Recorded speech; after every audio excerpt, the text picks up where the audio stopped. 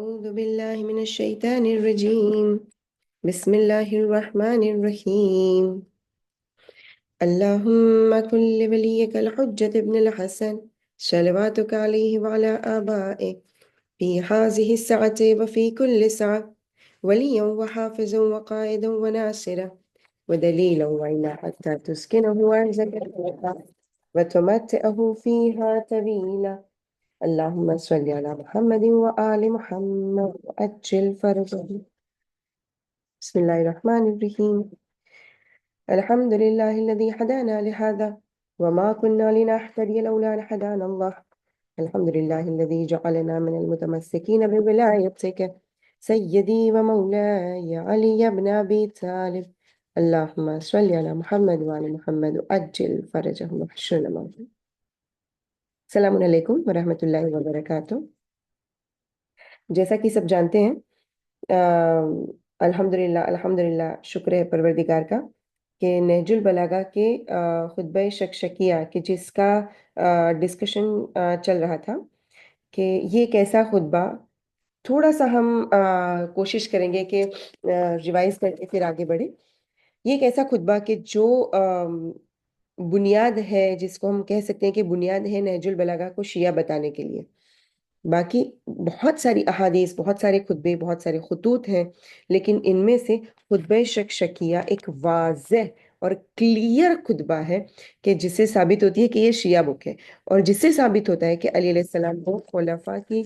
خلافت سے پرابلم تھی یا پرابلم نہیں تھی. وہ خطبہ پورا ڈیٹیل میں ڈسکس کر رہے ہیں انشاءاللہ. تو سب سے اول یہ کہ بیسک ڈفرنس جو اہل تسنن اور اہل تشیع کے درمیان میں ہے وہ یہی ہے کہ، اور جہاں سے ڈفرنس سٹارٹ ہوا، ڈفرنس کی ابتدا ہوئی، وہ یہی ہے کہ بعد از رسول اللہ صلی اللہ علیہ وآلہ وسلم خلافت میں اختلاف کیوں اور کیا ہے. کیوں ہم سارے صحابہ کو قابل احترام نہیں سمجھتے، یا پھر ہم یہ کہہ سکتے ہیں کہ سارے صحابہ ایک لیول پہ نہیں ہیں. یعنی جو کہتے ہیں کہ جو صحابہ ہے بس، کئی لوگ یہ بھی کہتے ہیں کہ جو صحابی رسول ہیں، جنہوں نے کلمہ پڑھا، جو رسول اللہ کے ساتھ رہے، جنہوں نے رسول اللہ کے ساتھ نماز پڑھی، تو بس اب ان کے بارے میں کچھ اور دیکھنے کی ضرورت نہیں ہے، وہ قابل احترام ہے. تو کیا صرف رسول اللہ کے ساتھ ہونا، رسول اللہ کو دیکھنا، کلمہ پڑھنا اور ان کے ساتھ نماز پڑھنا، ان کی ساتھ اٹھنا بیٹھنا، صرف اتنا کر لینے سے قابل احترام انسان بن جاتا ہے؟ کیا اتنا کافی ہے؟ اور کیا اتنا کر لینے کے بعد سارے اصحابوں کا مرتبہ ایکول ہو جاتا ہے، سارے اصحابوں کا مرتبہ برابر ہو جاتا ہے؟ اوکے، تو سب سے پہلے کہ جن کو فرسٹ خلیفہ سمجھا جاتا ہے جناب ابو بکر، تو ان کے لیے سب سے پہلی دلیل یہی ہے، سب سے پہلی بات یہی ہے کہ جب کسی کو خلیفہ بنایا گیا، سب سے پہلے تو خدا کو یہ حق ہے کہ وہ اپنا نمائندہ، اپنا خلیفہ مقرر کرے، ٹھیک. لیکن اگر مسلمان اپنی طرف سے کسی کو خلیفہ بنا رہے ہیں تو، اور وہ بھی اجتماعی طور پر، یعنی سب نے مل کے خلیفہ بنایا، تو سب کا ہونا ضروری ہے نا. تو ایسے خلیفہ بنانے کے لیے تمام مسلمانوں کا اس وقت اس مقام پر حاضر ہونا ضروری ہے. جبکہ یہ ظاہر ہے کہ قبیلہ خزرج، بنی ہاشم کے قبیلے کے لوگ اور کئی اسلامی شہر جیسے کہ مکہ، نجران، یمن وغیرہ جگہوں سے مسلمان ایسے بھی تھے کہ جن کو اس بات کا کوئی اندازہ نہیں تھا کہ ایسی کوئی بیعت بھی ہو رہی ہے یا ایسا کوئی انتخاب ہو رہا ہے. کیونکہ اگر مسلمانوں میں سے انتخاب ہو رہا ہے تو everybody should get equal chance, ہے نا، سب کو ایکول چانس ملنا چاہیے. لیکن یہاں پہ ایسا نہیں ہوا ہے. انفیکٹ بہت سارے قبیلے، بہت سارے شہروں کے لوگ ایسے تھے کہ جن کو اس الیکشن کا پتہ ہی نہیں تھا. وہ الیکشن کے جس میں الیکٹرز سلیکٹ کر رہے ہیں اپنے لیے خلیفہ، اس الیکشن کا بہت سارے میجورٹی مسلمانوں کو تو پتہ ہی نہیں ہے، اور بہت سارے لوگ وہاں پر موجود بھی نہیں ہیں. اور اسپیسیفکلی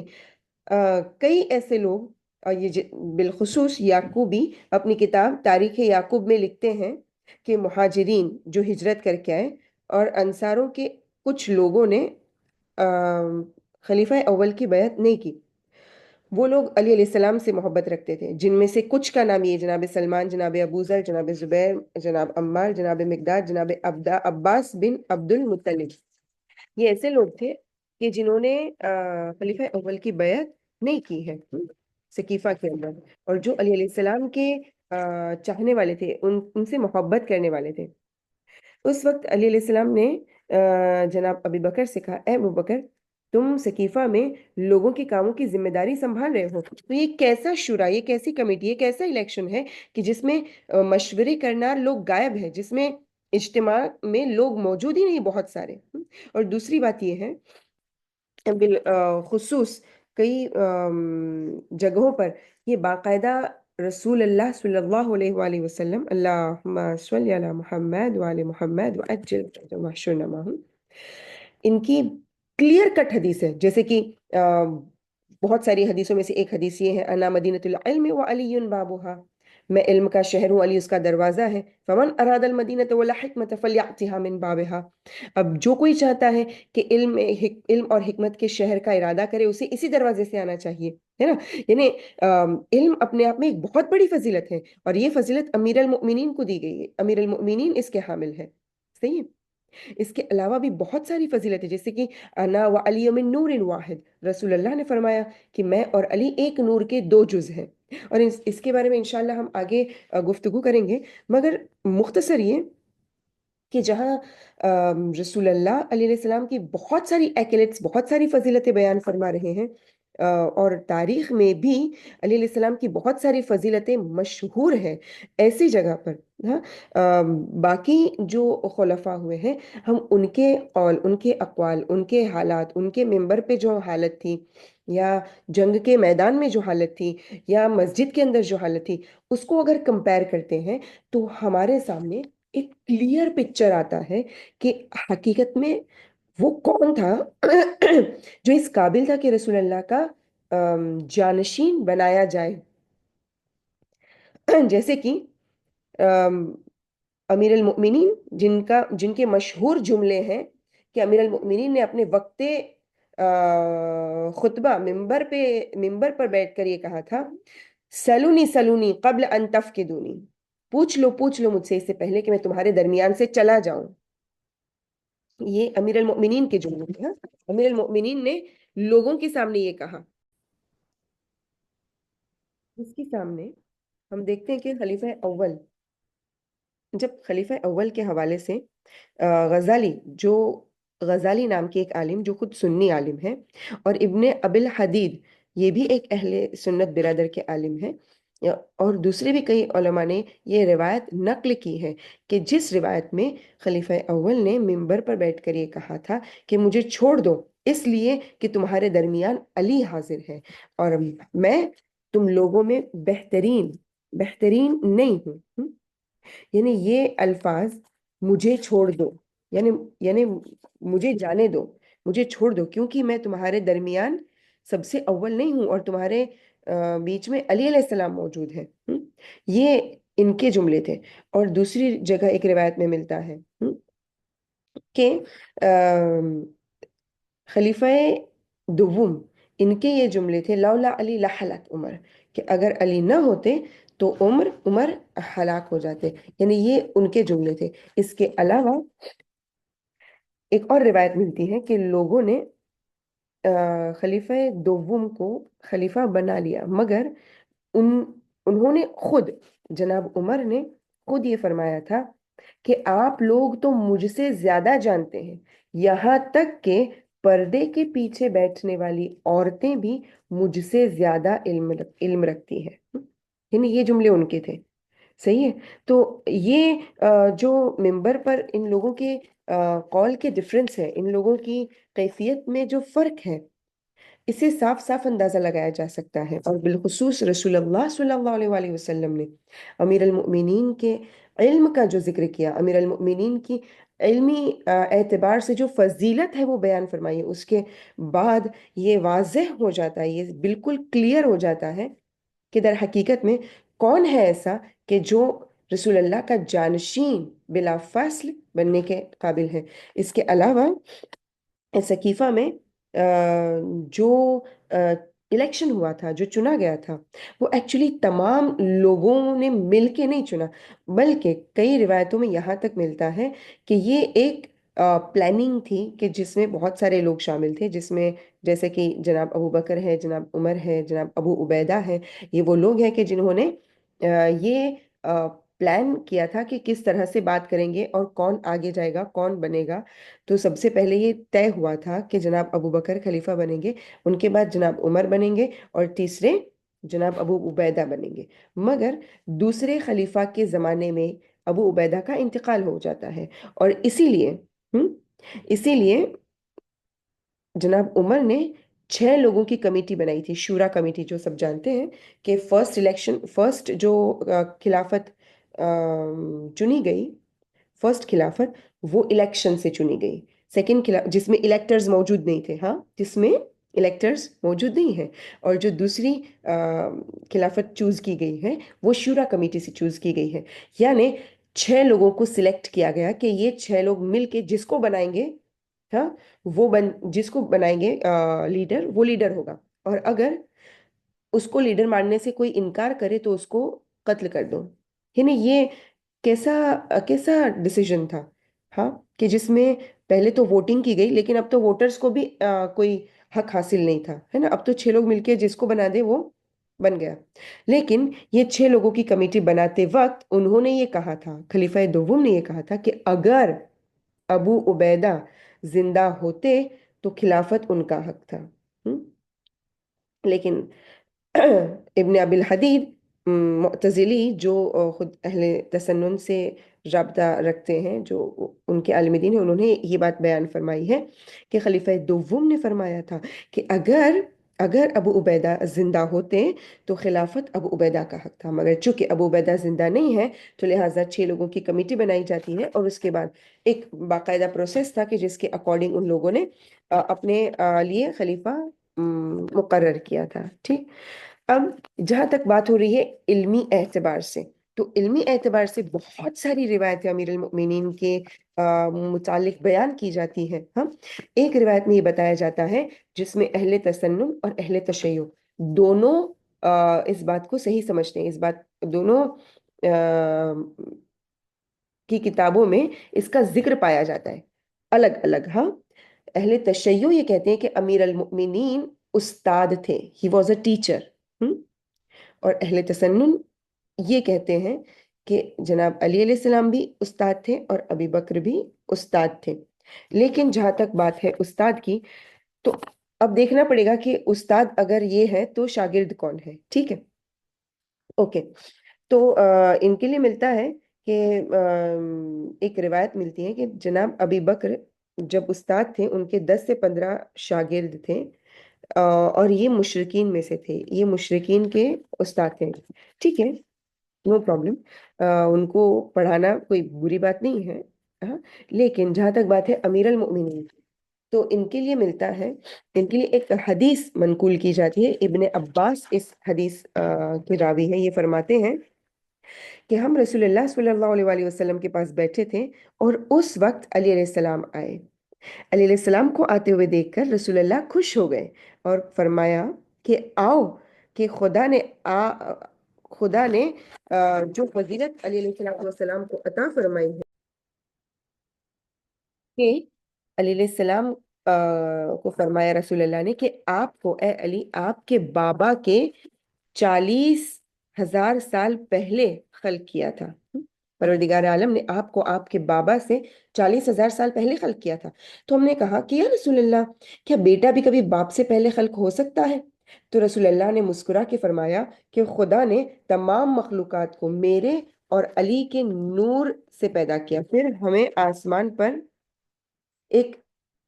پاک مقام پر رکھا، اور اس کے بعد پروردگار عالم نے فرشتوں کو خلق کیا۔ جب ہم خداوند عالم کی تسبیح و تقدیس کرتے تھے، ورد کرتے تھے، تو فرشتوں نے ہمیں دیکھ کر تسبیح کہنا شروع کر دیا۔ جب ہم نے لا الہ الا اللہ کہا تو فرشتوں نے بھی لا الہ الا اللہ کہا، اور جب ہم نے خداوند عالم کی کبریائی اور عظمت کو اپنی زبان پہ جاری کیا تو فرشتوں نے بھی تکبیر اور تسبیح کرنا شروع کر دیا۔ یعنی کہ اس میں یہ سمجھ میں آتا ہے کہ اور بالخصوص مسند احمد بن حنبل جو اہل تسنن کی بک ہے اس کی ایک روایت جو نقل کی جاتی ہے وہ یہ ہے کہ رسول اللہ نے فرمایا کہ میں اور علی ایک نور تھے، ایک نور تھے۔ اب ذرا دیکھیں کہ اس حدیث میں جو فضیلت بیان کی گئی ہے وہ کتنی امپورٹنٹ ہے۔ فرمایا میں اور علی ایک نور تھے۔ جناب آدم علیہ السلام کی پیدائش کے 14,000 سال پہلے خداوند عالم نے جناب آدم کے 14,000 سال پہلے ہمیں خلق کیا، اور اس کے بعد جناب آدم علیہ السلام کو جب انہوں نے خلق کیا تو ان کی نسل میں اس نور کو داخل کیا، اور یہ نور نسل در نسل آگے بڑھتا رہا یہاں تک کہ عبد المطلب میں آیا، اور اس کے بعد نور نبوت جناب عبداللہ میں منتقل ہو گیا، اور نور امامت علی علیہ السلام جناب ابو طالب میں۔ یہ کہ علی علیہ السلام فرشتوں کے استاد ہیں، ان کے جو اسٹوڈنٹس فرشتے ہیں، یہ فضیلت ایکچول میں بہت بڑی فضیلت ہے، اور جو یہ اس فضیلت کا حامل ہے کیا وہ بلا فصل رسول اللہ کے بعد جانشی بننے کا حق رکھتا ہے یا کوئی اور اسپیسیفکلی جو رسول اللہ کے بعد جانشین بنے اس کے لیے ضروری ہے کہ وہ پوری زندگی موحد رہا ہو، توحید پرست رہا ہو، وہ معصوم ہو، اس کی پیشانی کبھی غیر اللہ کے سامنے نہ جھکی ہو۔ لیکن یہ تاریخ گواہ ہے اس بات کی کہ بہت سارے صحابہ بلکہ زیادہ تر صحابہ جن میں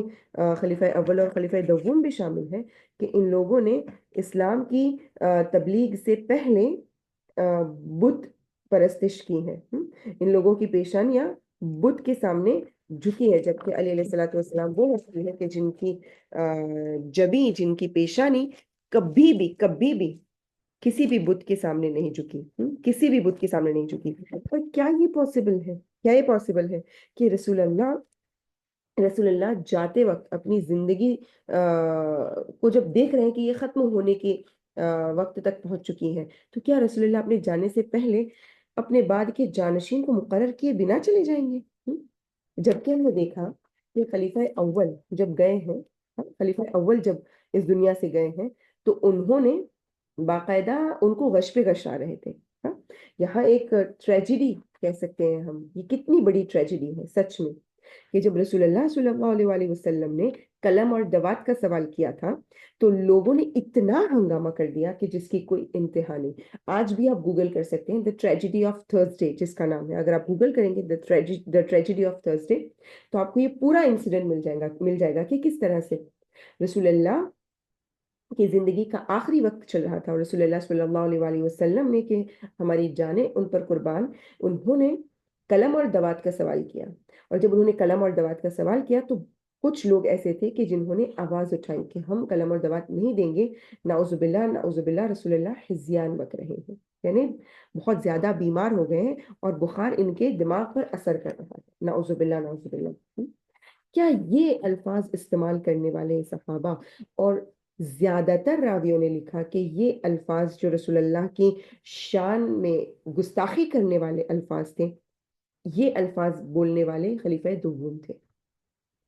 تو بتائیں مجھے کہ کیا اس طرح سے رسول اللہ کو قلم اور دوات نہ دینا، اور قلم اور دوات دینے سے انکار کر دینا ٹھیک ہے، لیکن جب خلیفہ اول کی زندگی کا آخری وقت آیا اور روایت یہ کہتی ہے کہ ان کو گش پہ گش آ رہے تھے، اور یہ اسپیسیفک روایت کس وجہ سے نقل کی گئی ہے؟ کیوں کے لیے خلیفہ اول نے جب اپنی وصیت لکھوائی ہے تو وصیت لکھ رہے تھے تیسرے خلیفہ، اور جب تیسرے خلیفہ وصیت لکھ رہے تھے تو اس وقت خلیفہ اول بولتے بولتے کہ میرے بعد خلیفہ ہوں گے یہاں تک پہنچے اور ان کو غش آ گیا، تو خلیفہ سوم تیسرے خلیفہ نے دوسرے خلیفہ کا نام لکھ دیا ٹھیک ہے، اور جب غش سے افاقہ ہوا تو پھر انہوں نے پوچھا کہ میں نے، آپ یہ بولتے بولتے رک گئے اور غش کھا کے بے ہوش ہو گئے تو میں نے یہ نام لکھا، کیا صحیح لکھا؟ تو انہوں نے کہا ہاں تم نے بالکل صحیح لکھا۔ یعنی اگر خلیفہ اول کو گش پہ گش بھی آ رہے ہیں تب بھی ان کو وصیت کرنے کا حق ہے، مگر رسول اللہ جیسی ہستی کو وصیت کرنے کا حق نہیں ہے۔ اللہ اکبر۔ جہاں تک بات ہے میدان میں ان کے حالت کیا تھی، تو روایت میں ملتا ہے کہ کچھ ایسی جنگیں پائی گئی کہ جن جنگوں میں سے یہ بھاگ گئے تھے، جیسے کہ مورخین لکھتے ہیں کہ جب جنگ احد تھی، جنگ احد میں اور جنگ احد کے علاوہ بھی ایک جنگ کا نام لکھا جاتا ہے، وہ جنگ حنین۔ یہ جنگ ایسی جنگ ہے کہ جس کا ذکر قرآن میں بھی موجود ہے، سورہ توبہ آیت نمبر 25، کہ جس میں اس جنگ کا ذکر ہے کہ ذرا جنگ حنین کے دن کو یاد کرو کہ جب تم اپنی کثرت تعداد پر ناز کر رہے تھے، مگر تمہاری تعداد نے تمہیں کوئی فائدہ نہ پہنچایا، بلکہ زمین بڑی ہونے کے باوجود تم پر تنگ ہو گئی اور تم پیٹھ دکھا کر چل دیے۔ یہ فضیلت قرآن میں بیان ہے، ہاں، یہ جو ایکلیٹ کہہ سکتے ہیں ہم، نیگیٹو ایکلیٹ، یہ نیگیٹو فضیلت۔ کیا یہ اچھی بات ہے؟ قرآن نے جن لوگوں کے لیے کہا کہ زمین وسیع ہونے کے باوجود تم پر تنگ ہو گئی اور تم پیٹھ دکھا کر چل دیے، کیا یہ کوئی فضیلت ہے؟ کیا یہ کوئی اچھی بات ہے؟ اور جن کے لیے قرآن میں یہ الفاظ استعمال ہوئے ہیں، کیا وہ لوگ قابل احترام ہیں؟ ہاں، مورخین نقل کرتے ہیں کہ جنگ حنین میں رسول اللہ کے ساتھ صرف چند لوگ بچے تھے، صرف چند لوگ، گنے چنے لوگ، ان کے علاوہ پورا لشکر رسول اللہ کو چھوڑ کے بھاگ گیا تھا۔ ان چند لوگوں میں حضرت علی علیہ السلام تھے، جناب عباس تھے، عباس بن عبد المطلب، جناب فضل بن عباس، ربیہ، حارث بن عبد المطلب کے فرزند، اسامہ بن زید، عبیدہ بن ام ایمن یا ایمن بن ام ایمن، ٹھیک ہے، اس میں سب سے اول نام علیہ السلام کا۔ بہرحال ان لوگوں کے علاوہ باقی کے تمام لوگ رسول اللہ کو تنہا چھوڑ کے چلے گئے تھے۔ یہ پہلی بار نہیں تھا، اس سے قبل جنگ احد میں بھی یہی ہوا تھا۔ جب فوج کفار، کافروں کی فوج نے سمٹ کے حملہ کیا ہے تو ایسا ڈرے ہیں کہ خوب تیز بھاگے ہیں، تیز دوڑ کے بھاگے ہیں۔ بہرحال اس وقت بھی چند لوگ تھے کہ جنہوں نے رسول اللہ کا ساتھ دیا، ان کے ساتھ ڈٹ کے کھڑے رہے، دفاع کیا، رسول اللہ کا ڈیفنس کیا، جن میں امیر المؤمنین سب سے آگے تھے۔ بہرحال یہی وہ جنگ تھی کہ جس میں امیر المؤمنین، جنگ احد، جس میں امیر المؤمنین کے لیے